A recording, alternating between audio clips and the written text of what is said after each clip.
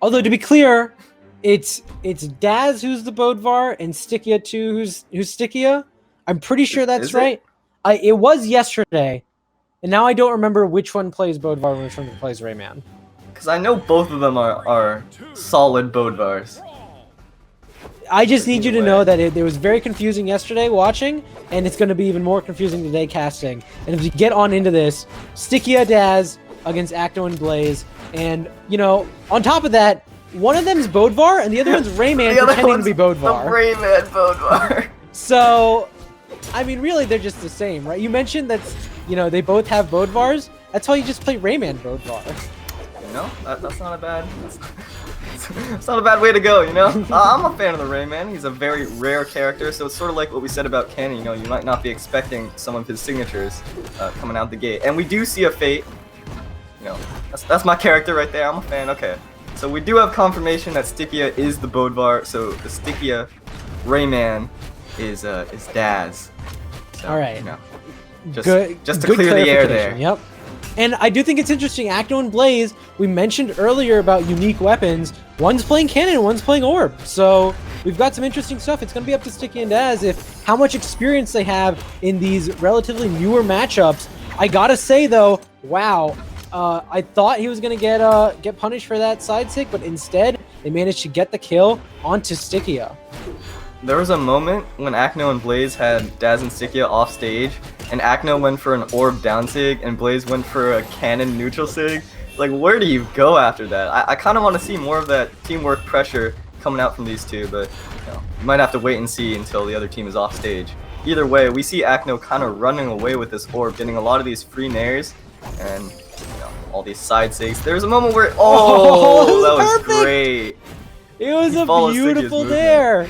Yeah.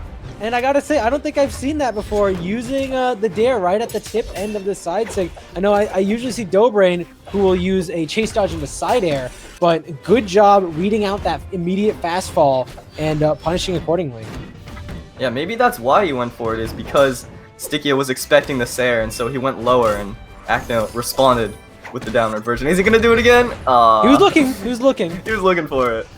He does get a quick punish onto Daz for trying to get him off stage, and the ground pound on top of that. And he still has his first stock here as Red Team goes down to their last. This Fate pick from Acno looking very strong finally gets eliminated.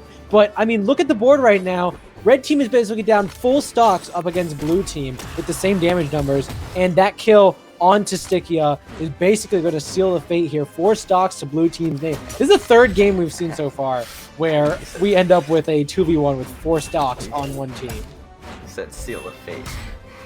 That's what he did. Yep. Yeah, it's looking rough. It's looking rough for Daz here. I mean, at this point, at least get some data, you know. Look for what Acno's doing. Is that what you do? Orb. If you're in a 1v2 situation, are you trying to get data? No, I'm always trying to win. Well, to be fair, I'm eternally in a 1v2 situation, because every time I play with LDZ, he has You're basically in a 1v3 situation, let's be honest. Alright, you didn't have to do him like that. I did. You heard me, Yeah. LDZ. We're going into this next game. I see a Taros pick. Double Taros pick? I'm a fan of the double Taros. Give it to us. Oh, I saw Zol for a moment. All right. Zol and Taros? So we got the big boys. Okay. So the answer to the question, what if I can't deal with Orb and Cannon, is just get Big Axe. I don't know. I think work. Orb is actually really good into Axe, or at least pretty good. A lot of the angles that Axe wants to hit, the Orb can contest with Dare. The Orb can stuff out the Axe recovery with Dare. Neutralite's really good at covering a whiff with Orb, and Axe is kind of slow, so you're not necessarily going to always be, you know, perfect with your timing. Not sure about the pick. Again, 2s is a completely different story. There's a lot more you have to consider, and you know, when you got 10 and 9 strength on your legends, every hit is going to be really big. I wish I'd paid more attention to what the map bands look like, because I feel like Red Team would have valued smaller maps, and we're on Blackguard. Yeah, I would have said the same thing. I think smaller maps creates a little more chaos, which is sort of what you're looking for when you're playing huge attack legends like this. you know, you can't really avoid an Axe sidelight if there's no room. So it's an interesting map pick to go on Blackguard, but you know, maybe it's the cannon movement that they're looking for. It may just be that.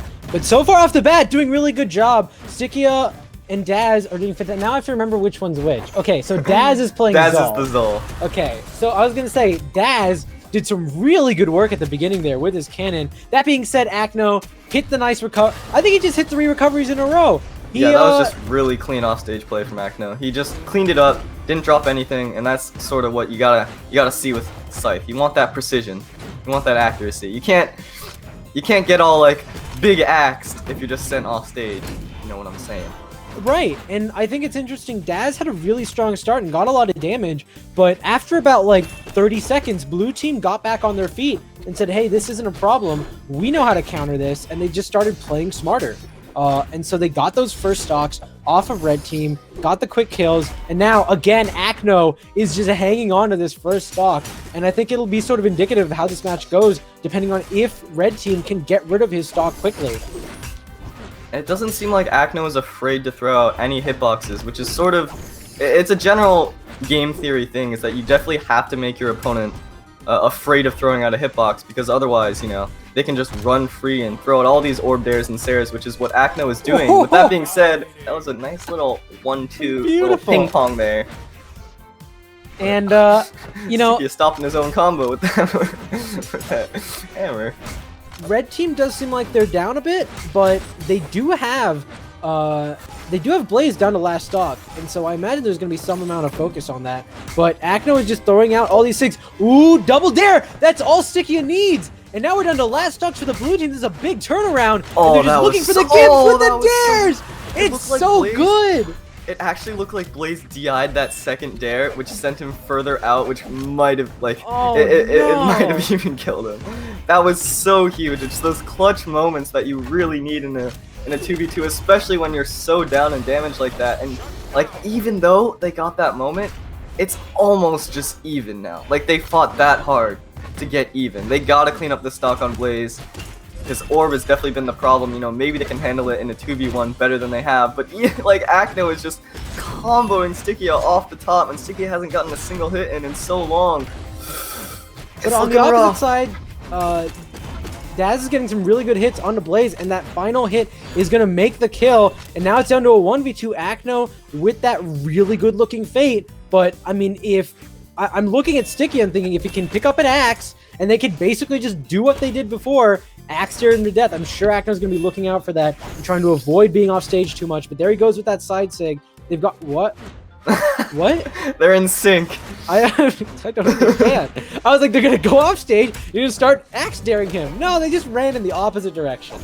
What I said about being afraid to throw out hitboxes is it's like even exponentially more true in a 2v1. You see all these times Acno is getting in and getting hit, and then the other player isn't interrupting, and that's so big in a 2v1. You gotta interrupt when the opponent hits your teammate, and it seems like Stikieuh, when Daz was getting comboed, was kind of just sitting there and then did a delayed axe recovery, which Acno was able to dodge, and that might end up spelling doom if Stikieuh can't close this one out.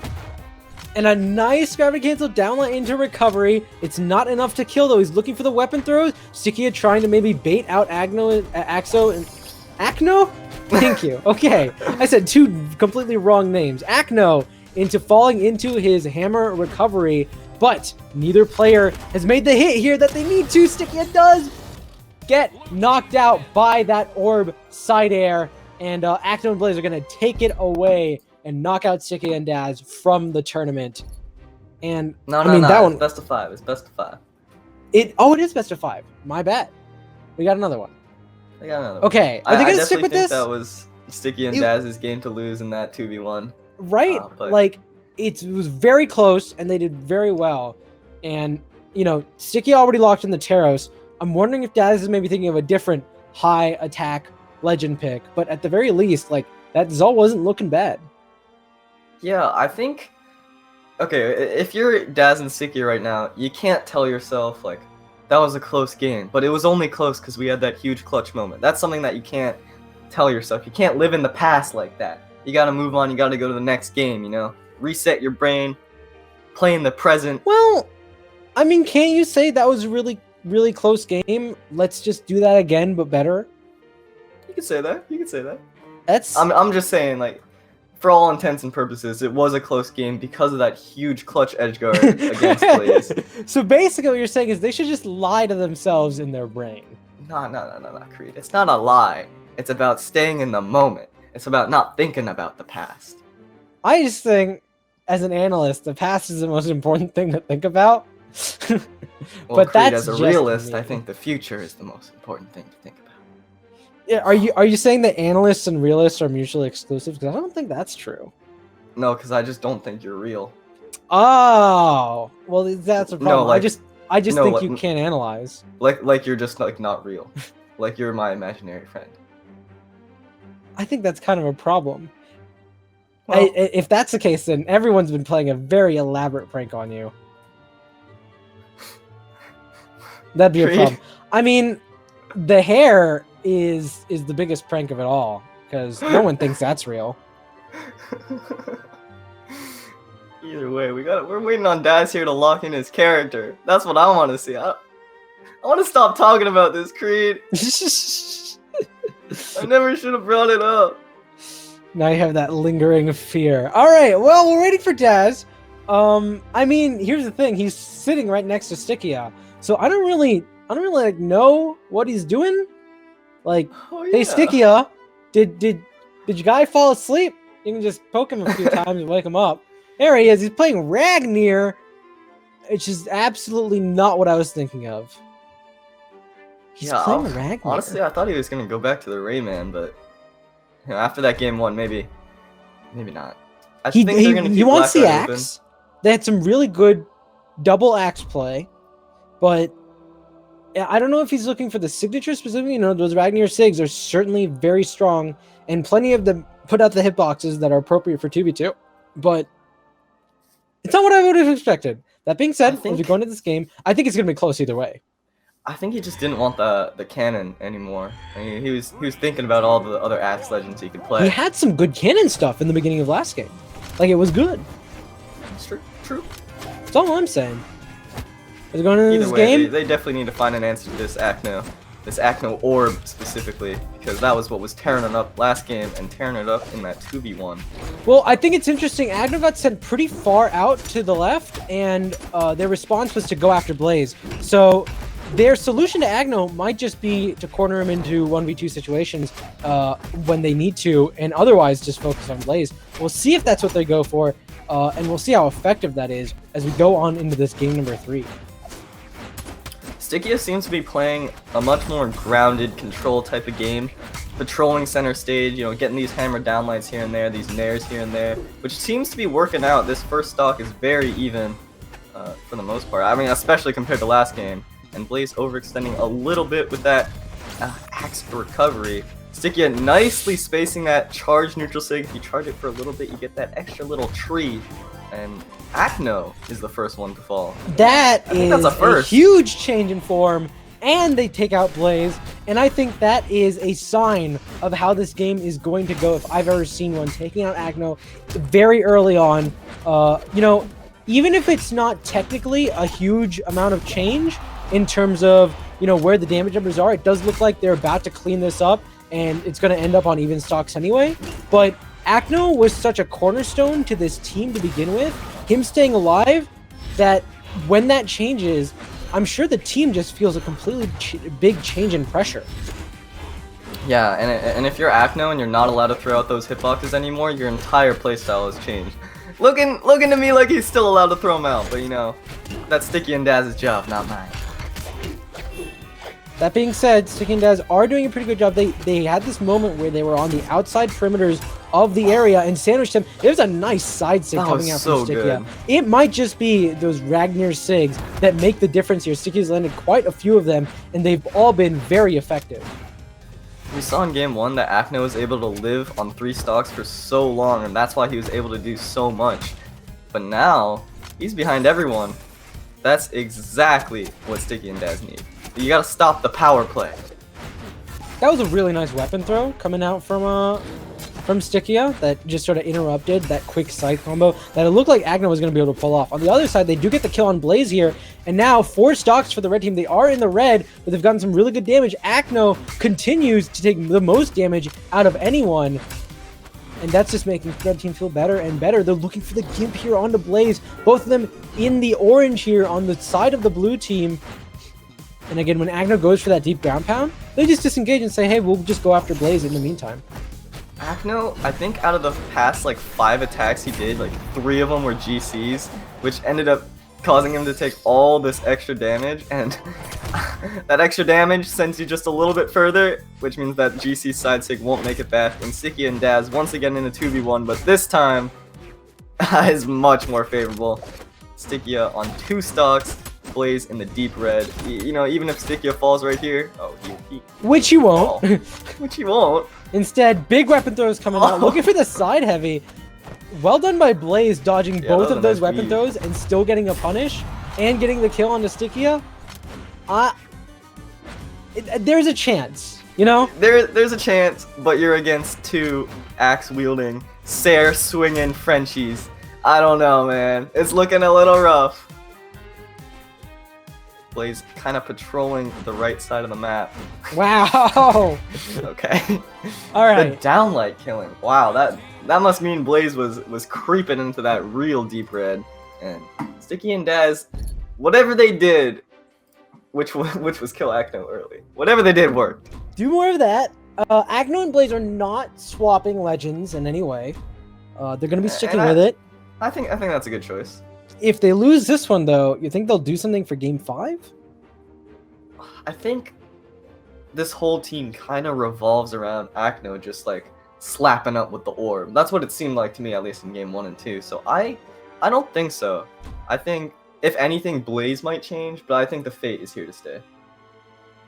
All right, well, as we look at the map picks next, looks like we're going to be going to Mammoth Fortress here, which means none of that extended platforms on the side that makes Blackguard so unique. Instead, a much more standard map.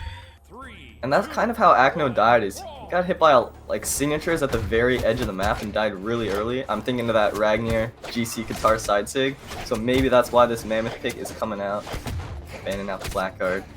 Yeah, I can see it, makes sense. Stikieuh almost just completely fell. But he's doing okay. He's doing okay. And, you know, as long as you don't get gimped at white health at the beginning of the game, there's nothing to feel bad about. Just keep going. And don't think about it.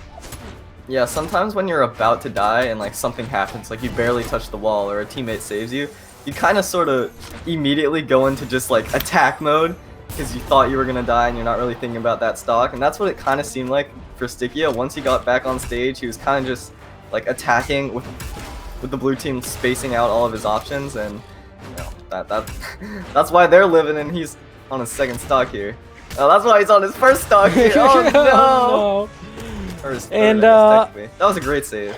All that momentum we saw coming out for red team, looks like blue team just immediately turned around and said, "No, we can get rid of all of that," and they've done that extremely effectively so far.